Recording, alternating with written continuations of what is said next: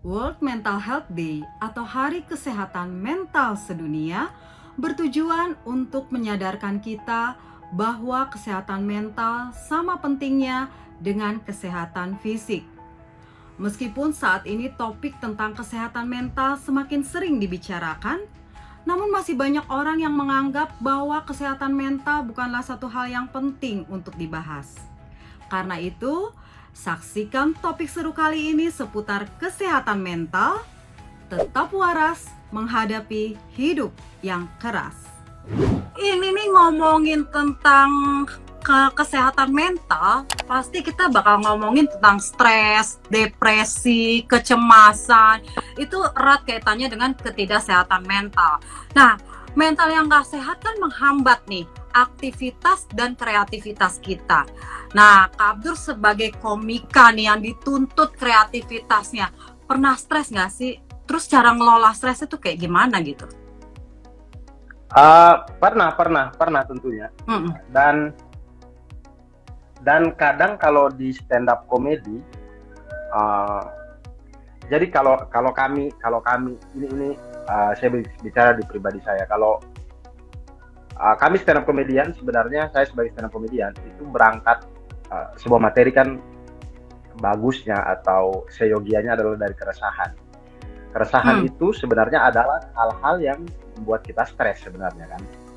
Kita bikin jadi materi. Tapi kemudian kita bisa pilah tuh di dalam diri kita bisa rasakan bahwa oke, ini stres yang bisa dijadikan materi, tapi ini stres yang tidak bisa dijadikan materi. Stres ini memang harus diselesaikan dengan sebuah solusi, sebuah aksi nyata gitu. Tidak hanya bisa sekedar kemudian dibikin materi dan selesai gitu. Jadi sebenarnya ketika stres itu datang, saya memilah tuh, oke, ini stres yang bisa jadi lucu sih ini sebenarnya. Tapi kemudian ada juga stres yang datang yang saya merasa bahwa enggak, ini walaupun lucu atau bagaimanapun, tapi saya butuh aksi nyata untuk itu. Nah, biasanya itu stres-stres yang dia menyangkut ke pribadi gitu. Jadi kayak hal-hal yang ya kita mungkin overthinking lah, apalah kemudian mungkin kayak misal kayak tadi sebelum saya ini kemudian ada pertanyaan masalah menikah dan segala macam. Itu juga saya alami dalam tahun-tahun dari di waktu-waktu pertama kami punya anak pertama. Itu adalah hal-hal yang sebelum dibikin materi kayaknya harus diselesaikan dulu deh, karena materi itu bisa dibawa ketika kita sudah berdamai. Jadi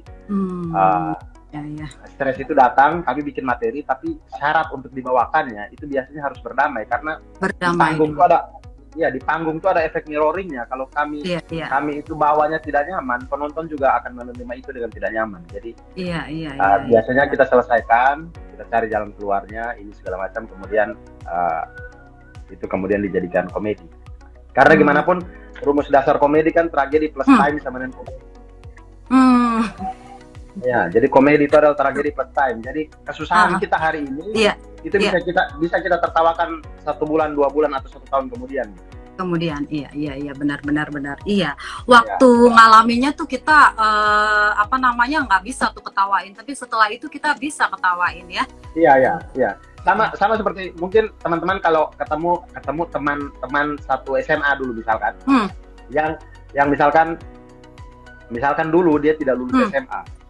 Di detik dia buka amplop dan tidak lulus itu, dia nangisnya minta ampun itu. Kita yang lain kan happy, dia kan nangis. Tapi kalau sekarang kita ketemu, pasti kita bisa duduk bercerita sambil ketawa-ketawa itu. Karena waktu sudah mengobati itu. Jadi tragedi plus time jatuhnya komedi. Oke.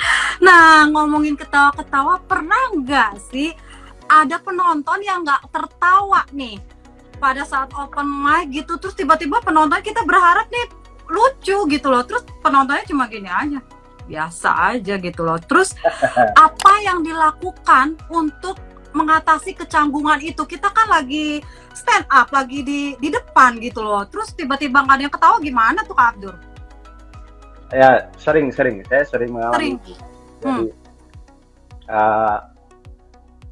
tidak di semua hal kita akan berhasil kan. Jadi ada di waktu. Karena stand up itu makanya ini saya berani jamin, uh, bahkan komika paling nomor satu di Indonesia pun, entah siapa begitu ya, nomor satu di Indonesia pun, paling paling keren pun, paling lucu pun, sebelum dia naik panggung dia pasti gugup, karena materi komedi itu dia bekerja pada orang lain, pada setiap orang dengan cara yang berbeda-beda. Iya. Benar. Dia tidak seperti lagu yang kalau misalkan lagu itu keren, lagu itu bagus, dibawa dimanapun orang sing along, orang menikmati dan segala macam. Tapi komedi tidak begitu. Jadi komedi itu kalau misalkan materi saya itu ditertawakan sama anak SMA, belum tentu materi yang sama ditertawakan sama bapak-bapak. Gitu. Materi yang ditertawakan oleh bapak-bapak tidak mungkin atau belum tentu ditertawakan oleh mahasiswa gitu dan segala macam. Jadi penonton tuh random segala macam, kita tidak pernah tahu apa yang akan terjadi sebelum kita naik panggung.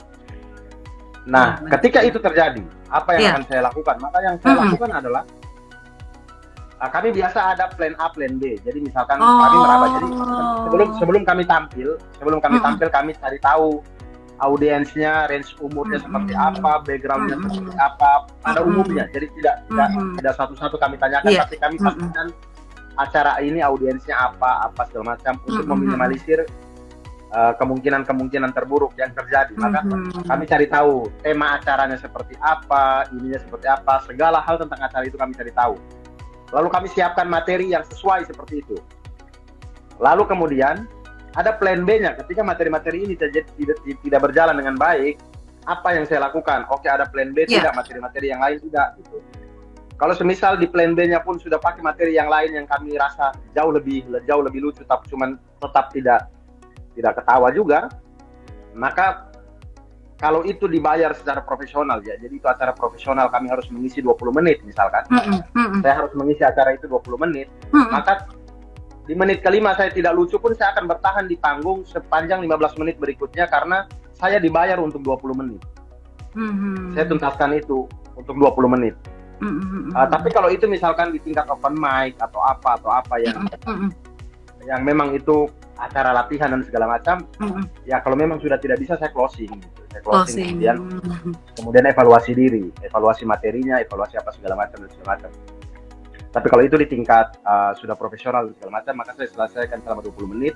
Tetap setelah bertahan. Setelah itu saya evaluasi. Kecuali panitia yang suruh turun ya itu saya turun. Tapi kemudian evaluasi. Jadi sebenarnya itu bikin stres. Itu tidak enak. Kita bahkan mau makan aja tidak enak. Mau apa kayaknya pengen cepat-cepat pergi dari tempat acara itu. Tapi ya bagaimanapun kita harus mengelola emosi dan segala macam. Betul. Yang paling enak adalah aminkan saja bahwa kita gagal. Karena kalau kita tidak aminkan kita gagal, kita akan menutup diri untuk evaluasi. Jadi menurut saya aminkan saja kita gagal. Tidak usah salahkan mic, tidak usah salahkan penonton, tidak usah salahkan rundown acara, tidak usah salahkan petir yang tiba-tiba menyambar atau apa, tidak usah. Kembalikan saja kepada diri bahwa oke, kita kayaknya kurang maksimal dan segala macam, sehingga itu membuka diri kita untuk evaluasi diri sendiri. Tapi kalau kita sudah pasang tembok duluan bahwa tidak kok saya jago kok, itu penonton yang nggak ngerti kok, itu kita jadi menutup diri untuk evaluasi ke dalam gitu. Jadi itu hal-hal yang biasanya saya lakukan. Benar. Oke, ya. Jadi aminkan kita gagal tuh maksudnya ya acceptance gitu ya. Kita terima aja loh, maksudnya. Ya, untuk apa? Untuk kita nanti bisa mengevaluasi diri. Kalau kita nggak mungkin, bukan saya yang salah ini, kita nggak akan bakal bisa mengevaluasi diri ya Kak Abdur ya. Betul. Oke. Nah, ngomongin stres ini, karena ini topik kita emang seru banget, tetap waras menghadapi hidup yang keras. Nah, ini kan stres tadi berarti nggak menutup kemungkinan melanda para komika juga, ya kan? Nah, ternyata ada banyak nih berita-berita komedian, komika gitu justru terjerat sama narkoba. Jadi ternyata orang-orang yang pekerjaannya bikin orang tertawa belum tentu juga ya sehat mentalnya. Nah, kira-kira kenapa tuh Kak Abdur? Apakah komika itu juga harus dihibur oleh komika lain atau orang lain atau gimana tuh? Tentu kalau ditanya seperti itu, setiap manusia butuh dihibur tentunya. Butuh dihibur. Bahkan seorang penghibur pun dia akan butuh dihibur. entah dengan media yang lain atau segala macam. Jadi misalkan kalau saya itu terhibur ketika menonton komedian yang saya suka, yang bisa buat saya tertawa, itu juga menghibur. Nonton lawak, nonton film-film lucu, kemudian bahkan sesimpel, kadang menyenangkan hati itu sesimpel kayak bertemu teman itu juga bikin menyenangkan hati dan segala macam. Jadi setiap orang tentu butuh dihibur. Lalu kemudian bagaimana tingkat stres di komika kemudian sampai ada beberapa yang pakai narkoba dan segala macam. Nah, ini hal yang di luar pemahaman saya, karena saya tidak tahu motivasi misalkan ada teman yang memakai narkoba, apakah benar stres ataukah karena memang hanya coba-coba kemudian terjerumus ke sana dan segala macam. Saya kurang paham. Tapi di beberapa teman yang saya tahu memakai itu yang saya lihat, makanya saya tidak tahu, saya tidak paham isi hatinya atau pemikiran seseorang. Tapi dari luar yang saya lihat dan selama kami berteman dan segala macam, dia tidak stres, dia slow aja, saudara. Maksudnya bahagia, hidupnya bahagia, senang dan segala macam. Happy, orangnya happy, pintar menyenangkan teman yang lain juga dan segala macam. Saya tidak tahu kalau ternyata beliau, misalnya ada teman yang ternyata menjalani itu berat gitu, di titik waktu itu mungkin dia lagi berat atau apa. Saya tidak tahu. Saya mungkin karena tidak ngobrol juga dan segala macam. Jadi saya juga tidak paham kalau misalkan ada teman yang lagi berat banget kemudian cerita. Sejujurnya saya juga tidak tahu cara memberikan solusinya seperti apa. Saya paling duduk mendengarkan, kemudian ya sembari mendengarkan dia cerita apa kira-kira yang mau diceritakan lagi cerita. Kalau butuh respon sebagai pendengar yang baik lah kita ya, sebagai pendengar yang baik. Karena kadang ketika saya ditempatkan misalkan di posisi orang yang bercerita itu, kadang saya juga tidak tahu emang solusinya apa ya. Saya juga tidak paham. Daripada saya memberikan solusi yang bikin dia tambah bingung, mending saya duduk dengar bercerita. Oke, kita habiskan malam untuk saya mendengarkan cerita. Yang penting saya menemani di sini dan segala macam, gitulah. Ya, jadi memang masing-masing orang punya masalah berbeda-beda dan masing-masing orang mencari solusi atau untuk mencari jalan keluar masalah itu juga beda-beda ya. Ya kita nggak tahu gitu ya. Kalau dia jatuh terjerat ke narkoba, ke alkohol gitu, ya kita nggak tahu apa yang ada di dalam pikiran dia ya. Benar-benar. Ya, betul. Oke. Nah, Pak Abdur, ini seberapa penting sih sebetulnya kesehatan mental, karena ternyata ketenaran, uang yang cukup berlimpah gitu ya, atau kemewahan hidup ternyata nggak bisa menjamin seseorang itu punya mental yang sehat. Bahkan ternyata Robin Williams yang namanya pria paling lucu gitu ya, wah itu ternyata katanya meninggal bunuh dirinya karena dia curhat sama make-up artisnya, katanya dia merasa dia udah nggak lucu lagi gitu. Padahal kan dia kaya, kurang apa duitnya gitu loh. Nah, itu seberapa penting kesehatan mental ini. Jadi ketenaran, uang banyak, kemewahan ternyata nggak bisa menjamin kita punya mental yang sehat.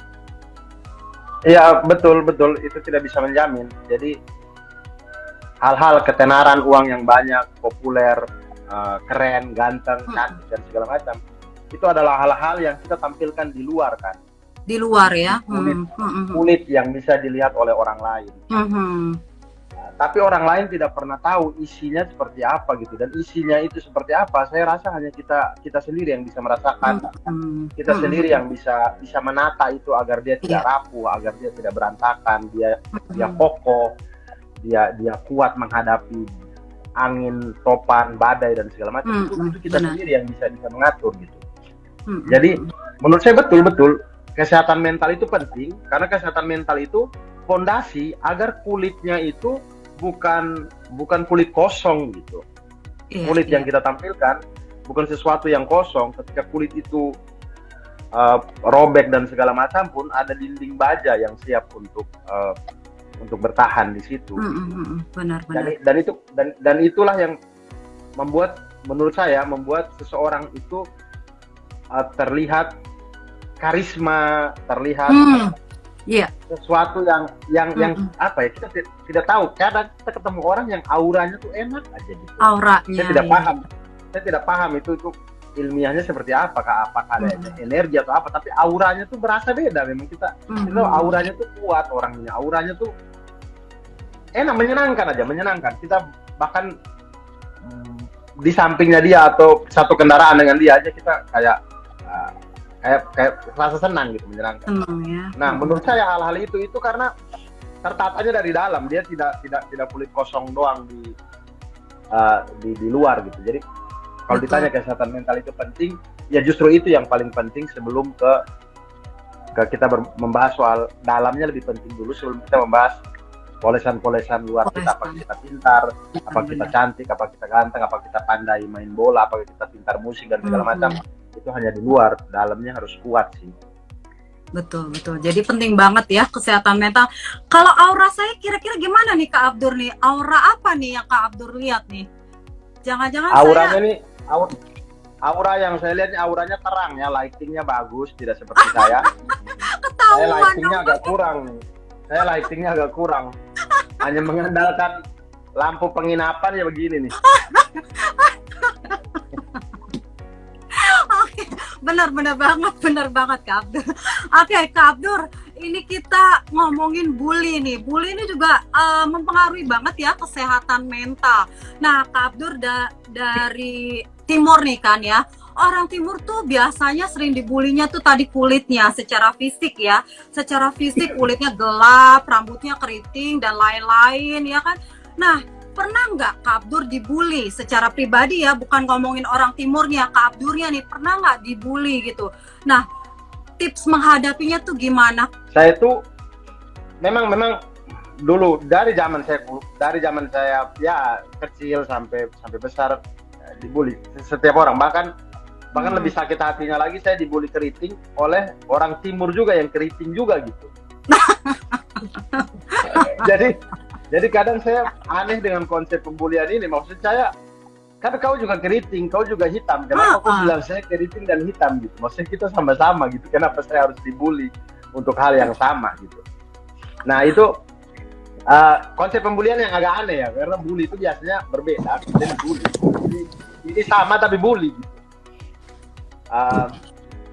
Lalu saya kalau masa-masa saya agak lupa, tapi yang saya ingat sejauh saya masa SD itu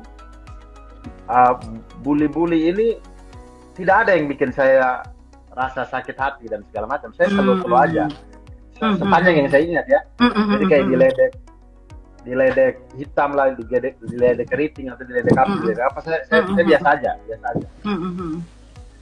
Mulai berasa itu ketika SMP SMA tuh mungkin karena puber, kemudian sudah ada rasa untuk tidak mau tampil atau dinilai jelek di depan lawan jenis dan segala macamnya. Jadi ketika hal-hal dikatakan keriting, jelek, muka busuk, apa segala macam tuh itu menyakitkan gitu. Itu menyakitkan karena kita kan pengen tampil keren depan cewek, apalagi satu kelas segala macam. Jadi kayak rasanya ini. Nah, hal yang saya lakukan, saya pada waktu itu saya tidak tahu bagaimana cara mengatasinya ya. Jadi saya terima aja karena kalau saya ada waktu ya saya balas. Tapi kalau saya rasa tidak ada apa ya, kayak saya tahu bahwa saya balas pun orang ini lebih cerewet dari saya. Jadi kayak jadi lebih baik nggak usah balas. Iya, nggak ada peluang untuk saya menang dalam hal saling ngejek ini. Kayaknya saya nggak akan menang deh.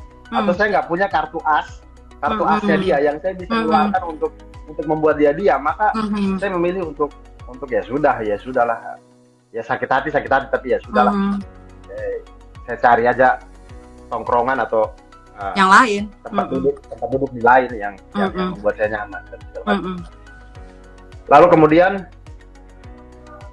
menurut saya hal yang sangat sangat membuat, maksudnya kuliah pun saya masih merasakan seperti itu. Kemudian hal yang merasa saya begitu damai dengan hal pembulian dan segala macam ini adalah ketika saya bergelut di stand up komedi ini. Karena di stand up komedi itu saya rasa orang mau bully juga setengah mati, karena kami kalau punya kekurangan kami sudah bahas itu di panggung. Kami tidak sembunyikan, kami kalau punya kekurangan malah kami ceritakan, tidak kami sembunyikan. Jadi kalau ada orang yang pakai kekurangan kami untuk membuli, pakai kekurangan saya untuk bully saya, ya nggak apa-apa. Orang saya sudah bikin itu jadi materi kok. Gitu. Jadi saya, ketika saya mengenal stand up comedy ini, itulah yang membuat saya kayak wow ini enak banget ya, enak banget. Saya tidak lagi merasa baperan gitu ya. Merasa baper ya, merasa ini segala macam, karena semua hal itu sudah saya akui di panggung, sudah ini. Jadi saya merasa biasa aja. Jadi bagi Kak Abdur sebenarnya kesehatan mentalnya sangat terjaga dengan stand up comedy ya. Tapi ternyata memang di sana kita nggak tahu ada orang-orang lain yang memang dia kenapa bisa jadi terjerat narkoba dan lain-lain, itu kan punya masalahnya sendiri. Tapi ini Kak Abdur berarti bisa jadi satu contoh kalau kita tuh nggak perlu baperan, nggak apa, karena ya udah, namanya kita hidup semua punya kekurangan juga kan. Nah jadi kalau orang ini kita jangan langsung kok gitu sih gitu, kita udah biasa aja ya, apalagi udah dijadikan bahan untuk dipublish gitu ya. Tapi saya tidak tahu bagaimana cara setiap orang bisa menghadapi bully dan kemudian keluar dari situ. Saya tidak paham, tapi ini yang saya alami kemudian yang ini saya tidak tahu bagaimana cara teman-teman yang lain, karena kita semua ini pasti pernah jadi korban bully, karena kita semua tidak ada yang sempurna kan. Nah saya tidak tahu bagaimana teman-teman caranya untuk bisa keluar dari itu. Tapi saya doakan semoga teman-teman bisa menemukan jalan yang terbaik yang membuat teman-teman nyaman gitu. Hidup tuh kayak ya selalu aja, kalau orang mau bully itu kayak santai aja gitu. Nggak ngaruh lagi gitu, karena yang di dalamnya itu tertata rapi, jadi kayak orang kayak kuat aja gitu. Oke. Nah ini kita sudah hampir 3 tahun nih melewati pandemi ya.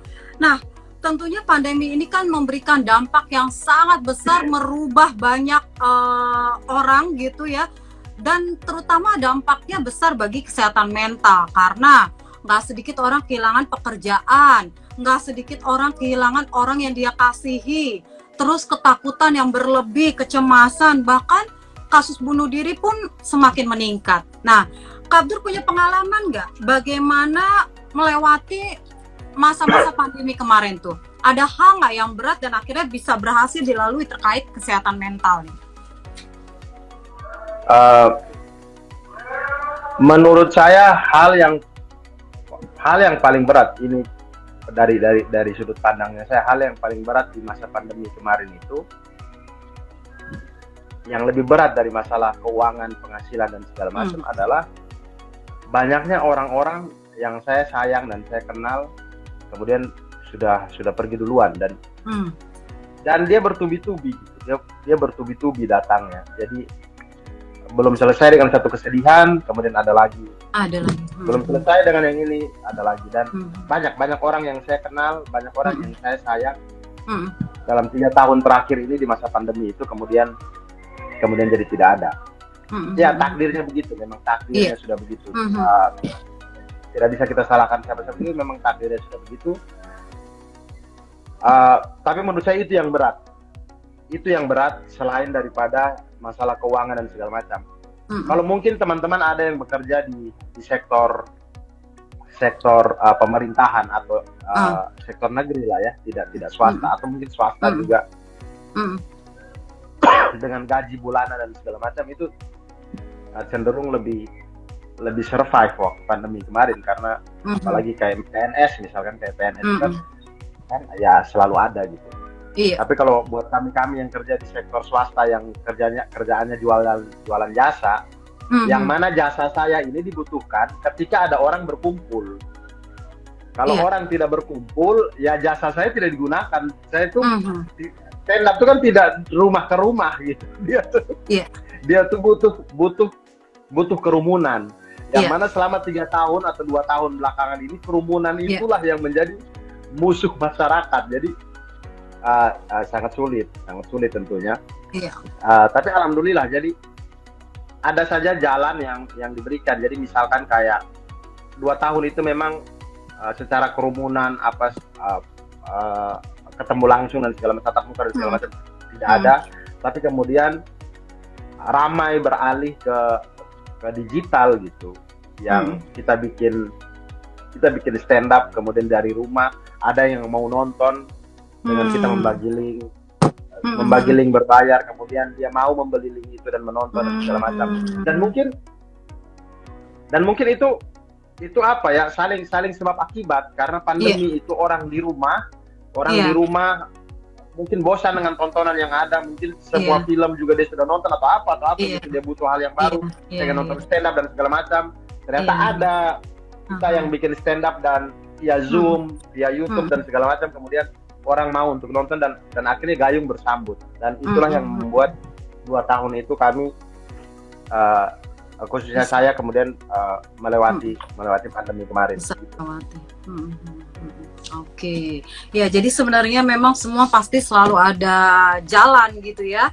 Oke, nah Kak Abdur, kalau orang nih ya ketika menghadapi masalah justru lari dari kenyataan, nah ada nggak tips nih?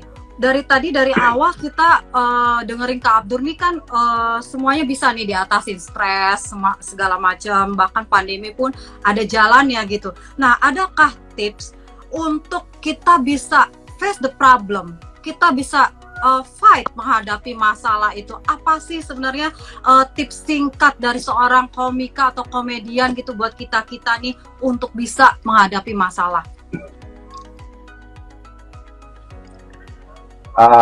Baik, tips yang pertama, kita tidak tahu masalah yang datang, kita tidak bisa tahu, tidak bisa prediksi dengan pasti masalah yang datang, tapi yang bisa kita atur, jadi kita tidak bisa atur masalah yang datang, tapi kita bisa mengatur diri kita untuk menghadapi masalah. Itu yang pertama. Oleh karena kita bisa mengatur diri kita untuk menghadapi masalah, maka jangan fokus ke masalahnya. Fokus ke diri kita untuk kita bentuk agar masalah apapun yang datang kita bisa siap hadapi. Benar. Oleh karena itu, maka tips yang pertama untuk diri kita adalah yakin dan percayalah bahwa apapun yang datang itu yang terbaik. Tidak ada satupun di dunia ini yang diciptakan, yang diadakan kemudian itu sia-sia. Semua hal itu baik. Karena ketika kita bilang itu tidak baik atau kita beranggapan itu tidak baik, karena data untuk kita mengambil kesimpulan itu manusia terlalu sedikit gitu. Misalkan kayak saya mengatakan di detik ini, misalkan tadi waktu sore tadi saya tidak bisa melihat sunset misalkan atau apa gitu, kemudian saya merasakan bahwa hari ini hari yang jelek sekali.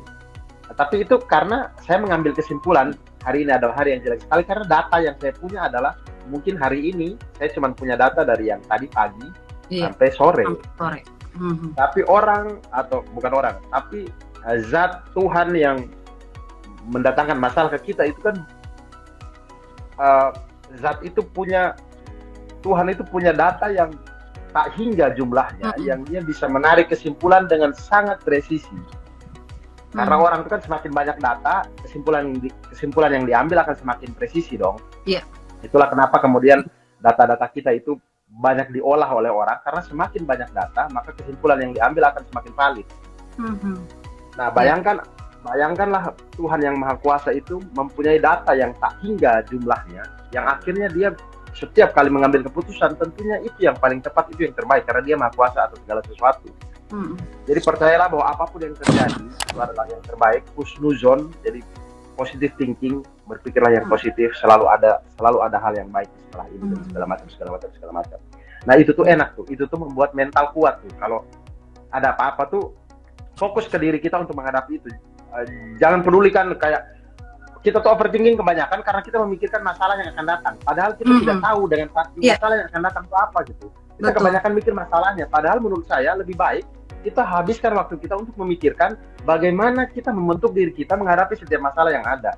Jangan fokus pada masalahnya. Jadi kuatkan diri kita. Itu tips yang saya pakai, yang sampai detik ini saya merasa bahwa saya baik-baik saja dengan segala hal yang sudah saya alami sampai detik ini. Menurut saya itu oke, karena setiap kali saya melihat sesuatu, saya akan berusaha untuk melihat itu dari kacamata yang berbeda, yang oke, ini baik, ini mungkin karena semisal kayak saya sudah siap-siap, sudah starter motor, sudah jalan 100 meter dari rumah, tapi kemudian saya rasa kayak aduh, laptop ketinggalan gitu. Yang mengharuskan saya harus putar balik lagi ke rumah lagi, buka pagar lagi, buka pintu lagi, buka sepatu lagi, masuk. Tuh mikirin masalahnya tuh. Iya, itu mikirin begitu. Tapi kalau saya melihat dari kacamata lain, misalkan kayak, kan saya tidak tahu, saya didelaykan, misalkan itu saya jadi delay 10 menit berangkatnya, tapi saya tidak pernah tahu dari kacamata yang lain bahwa delay saya 10 menit itu menghindarkan saya dari kecelakaan di tol misalnya, atau apa gitu. Jadi menurut saya santai aja. Hidup itu tidak ada yang sia-sia. Tiap jalan yang kita lalui sekarang itu jalan yang sudah digariskan oleh Tuhan 1000 tahun sebelum bumi diciptakan. Jadi santai aja, husnuzon saja, tawakal, dan percaya kepada Tuhan Yang Maha Esa. Itu sih. Betul, amin. Oke, terima kasih banyak nih Kak Abdur, senang banget nih kita bisa share, ngedengerin pengalaman-pengalamannya Kak Abdur. Nah Kak Abdur, boleh simpulkan untuk pembahasan kita, topik kita pada malam hari ini, tetap waras menghadapi hidup yang keras terkait kesehatan mental. Boleh kasih tips-tips juga secara singkat supaya kita nih bisa tetap waras meskipun ya tadi Kak Abdur bilang begitu banyak masalah yang harus kita hadapi, kita jangan fokus sama masalah, mungkin itu bisa diulangi sekali lagi. Silakan Kak. Ya. Baik teman-teman semuanya. Jadi kalau kita ambil dari rumus komedi yang sebenarnya bisa kita pakai walaupun teman-teman bukan komedian atau apapun. Rumus komedi itu, komedi adalah tragedi ditambah dengan waktu. Tragedi plus time itu komedi. Maka kalau kita pakai itu, yakinlah bahwa apapun kesusahan yang kita jalani sekarang, sebenarnya itu adalah bahan-bahan atau hal-hal yang akan membuat kita tertawa di suatu hari nanti, di waktu yang akan datang. Sedih, silakan sedih, karena memang kita manusia.